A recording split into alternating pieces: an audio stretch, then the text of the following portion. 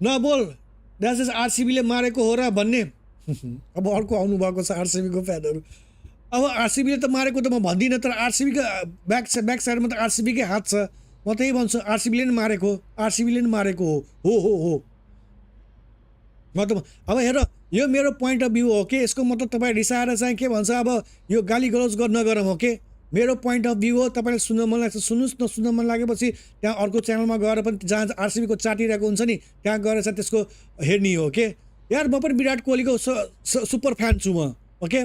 विराट कोहलीको जबरजस्त फ्यान तर विराट कोहली जब इन्डियाको सर्ट लगाएर चाहिँ मैदानमा टी सर्ट लगाएर चाहिँ जर्सी लगाएर चाहिँ गेम खेल्छ नि त्यति बेला चाहिँ म ब्लाइन्ड सपोर्टर ओके तर जब त्यही विराट कोहली जब आरसिबीको टी सर्ट लगाएर चाहिँ जर्सी लगाएर चाहिँ ग्राउन्डमा जान्छ नि तब म हेटर भइहाल्छु म हेटर त होइन मन